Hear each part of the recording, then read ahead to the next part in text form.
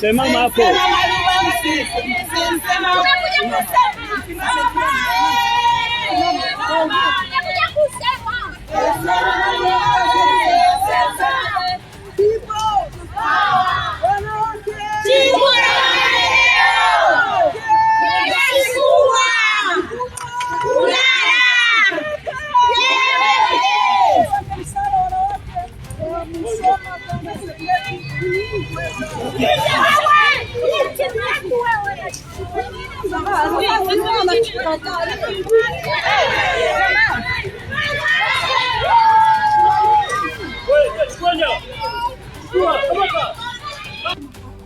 Lakini wale ambao mmefanikiwa kwenda pamezingirwa na maaskari, kwa sababu kuna maelekezo kwamba sisi haturuhusiwi kuadhimisha siku ya mwanamke duniani. Lakini kwa kuwa sisi wanawake wa Chadema tumeamua kusimama katika haki, katika kusema kweli, ninyi mkaonyesha mfano wa kufika eneo hili, na baada ya kufanya hivi bado tunaona tumezingirwa.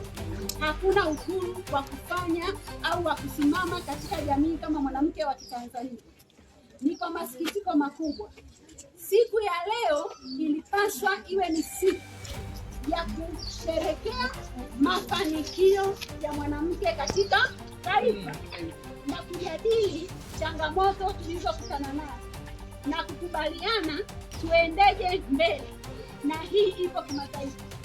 Lakini Tanzania ambayo ni sehemu ya mwanachama wa UN imekubali na kuonyesha kwamba